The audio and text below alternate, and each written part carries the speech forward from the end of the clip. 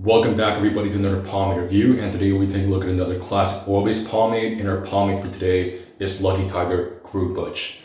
Now, this was designed back in the day, at least since the 1950s, for really short hairstyles in mind, such as crew cuts and butch cuts, obviously as the name over here states, and for flat tops.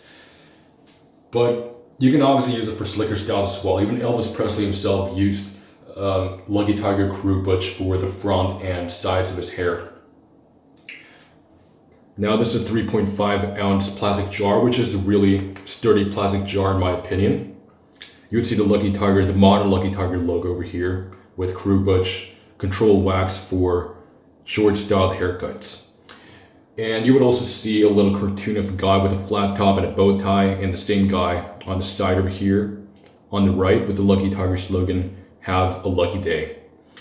Now, back in the day, before the Tiger logo existed, the flat top guy used to take up most of the jar design in a white and blue label, but this one is sort of a light purple. Over here, you would find the description and directions of use of the product, as well as ingredients over here. And it's a really simple pomade. It's literally just straight up petroleum, micro wax, and coloring right over here. As far as I'm concerned, the older, at least the ones from a few years ago, used to say it has fragrance, but this one doesn't over here. I mean, if it does say fragrance, I'll be a little surprised, because if you open it up, I couldn't smell anything at all. Only just very slight wax smell, like the micro wax smell, but it's straight up almost like nothing. This is just one of those scentless pomades, and probably the only classic pomade that's scentless that I know. Now if you open it up, which is the screw top lid of course, there was a label, not a label, but there was a seal. Yeah, that's the word I'm looking for. There was a seal over here, but I opened it up obviously. And you would find sort of a waxy and slightly greasy light pink product. But as you dig through the surface, you'd find it to be a little more shiny compared to the top surface. Over here, it looks a little more waxy in the top surface, but as you dig below, it has a little more of that grease look coming out of it. Now, if you scoop it out, it sort of scoops out a little goopy. You'd feel a good amount of grease. Not too much, but it's mostly on the waxier side, and it feels like it has a medium weight as well. Break it down, and it's a really sticky product. Applying to the hair is also relatively easy. There's no tug and pull whatsoever at all. It just goes in sort of, it kind of reminds you of applying black and white in a way that it's kind of easier than a typical waxier medium. And you would hardly feel much waxy resistance. It just goes in really nice. Now you're beginning to notice some of the shine over there. I would say it's sort of a low to medium shine. It's definitely not a high shine, but it's just sort of like a notch below a medium shine, but shine's definitely noticeable. It's more on the wet and oilier, greasy type of shine, as most classic products are. Well, pretty much all classic products I know are on this type of shine. But it's definitely a noticeable shine. It's not like an in-your-face, oh, you're using so much grease type of shine, but just, it kind of has sort of a greasy shine, but it just doesn't really throw the fact in your face, but it's definitely noticeable.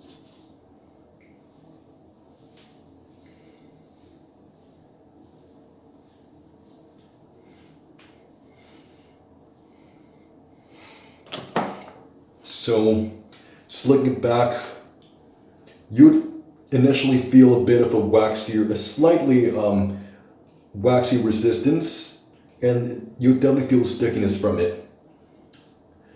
But at the same time, it just feels like you're combing sort of a true medium product. I would say the hole in this one is also just slightly like a notch above a medium. It's probably the closest you'll ever get to a true medium in a classic product, because it's just I couldn't really think of any true mediums when it comes to a classic pomade on top of my head right now. The closest you'll ever get to a medium are either this or black and white, but black and white is just sort of like a notch below a true medium, just a little more to the lighter side, but this is just like a notch above a medium, just a little more towards the firmer side, but not a true medium firm, but just slightly above a medium. But this is not really much of a true medium in my opinion. Now you can see that the properties in this one is definitely more on the waxier side of things. You'd find somewhat of a stickier and waxier control. And slickness is definitely a given, but it doesn't have the best slickness ever, nor do I find that it has the most slickness in the classic product. And most of its tightness obviously comes from the wax content over here. You can see that my sides are holding up pretty tightly, and that's what I really like and what I really need. And the control in this one is, of course, really sufficient to style a sturdy pompadour. I can't really speak for the crew cuts, but I mean, if it can actually hold up a decent pompadour and style with it, it can obviously hold up a crew cut, especially for softer hair.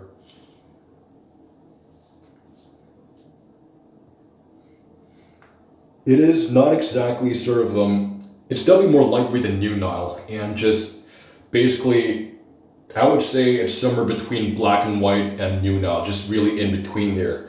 New Nile is, in my opinion, more of like definitely on the firm side, being like a true between medium and heavy, like a firm, but this is just like almost, it's not really almost, but just leaning a little more towards a firm, but just barely above a medium. It's not too, you can also use this in summer as well, because I find that it's not too temperature sensitive, but on hotter weather you would definitely notice this just getting its endurance a little weaker throughout the day. It will soften up under more humid and warmer conditions.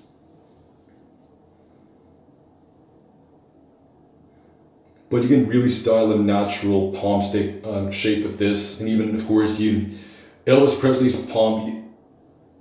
People tend to see him as the king of pompadours, and I couldn't agree any less. And he actually used this on the front of his hair because when he's performing, he would like his hair to fall in a certain way, especially he moves so much on stage. But when he's not moving, it just, you would see how sturdy it is and just how aerodynamic, almost aerodynamic and forward his palm looks. So of course, you can expect that with this one. You can find a really nice and natural round palm shape with it.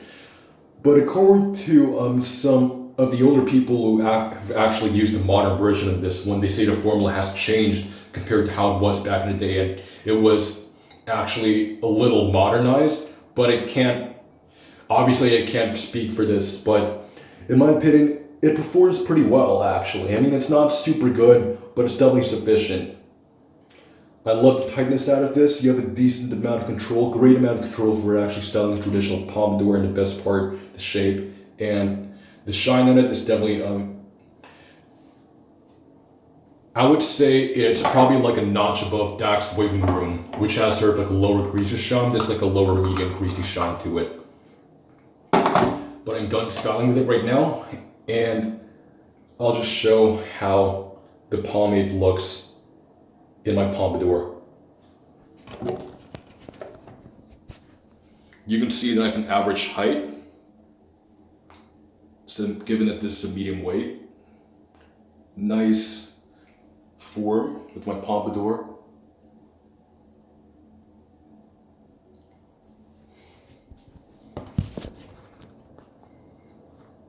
Now for the washability and this stuff, obviously this is one of those more difficult products to wash, and obviously I can't really say how many rounds of shampoo you would need to get this out of your hair, because I'm not the kind of person who would just wash my hair for rounds and rounds like a maniac, but this is definitely on the tougher side to get things out. And the build-up quality in this one is also on the filthier side as well. I mean, despite this one having more of noticeable wax content compared to the grease content, you would definitely feel the grease during the buildup. It's more of a greasier buildup rather than a waxy one, so it gives that more of that gross kind of buildup with it. The buildup quality is just typical you'd find in a lot of classic pomades, not the cleanest ever. And also, when it comes to endurance on this one, eventually, if you move around a lot, it just feels a little clumpy. You can feel the stickiness in your hair, and your hair would just clump together. It just sort of gives that clumpy effect if you move too much. But if you just walk around without running much, then it should pretty much hold a medium height for a pompadour and decent roundness. It shouldn't move around too much, but it will move around probably a little bit if it's a little too hot. But I find that during the winter and during the fall, it just pretty much, the endurance is really good, but during the summer, just the storage is a little different. It's sort of between a medium to firm in that kind of weather, but when it's super hot, it's sort of like a medium to me.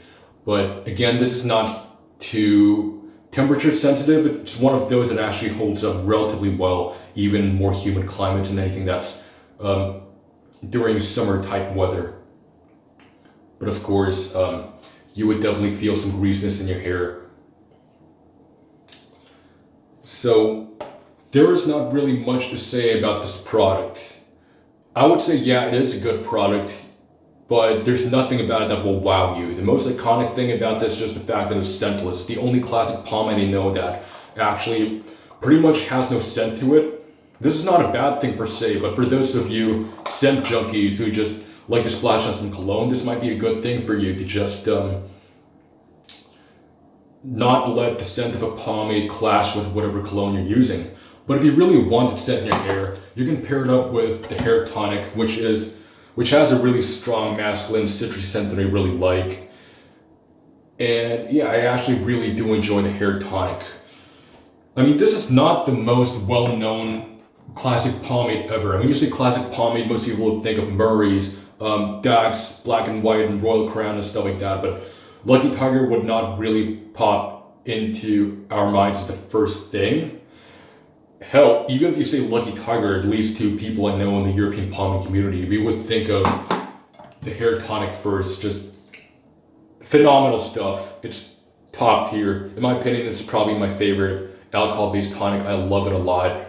And this is actually what put Lucky Tiger in the map for me. The hair tonic is just amazing. And I'd say the pomade is good, but it's not outstanding. But of course, it does the job, except the only thing I'm concerned about is that it's advertised to provide a matte shine, but this is definitely not matte. You can see the gloss already. So I don't exactly know what these guys are thinking when they put matte shine, because any oil-based pomade without clay definitely has some sort of shine to it. It's inevitable. So there is definitely some shine to this. It does everything it needs to do except the matte shine, obviously. But overall, it's a good pomade, but it's not something that'll wow you. And it's a pretty good classic pomade, but it's not the most well-known thing ever, but it's not too underground either. At least when you mention it, a lot of pomade junkies will know it, but it's not the first thing you would think about even when you say Lucky Tiger. And that is all I have to say about Lucky Tiger Cru-Butch. It is the closest thing to a true medium I can actually find when it comes to the world of classic pomades. But it's still not a true medium, just slightly above it. If you enjoyed this review, please leave a like, comment, subscribe to this channel, click on the bell icon to never miss a single upload of The Squiddy Show, and I'll see you next time on The Squiddy Show.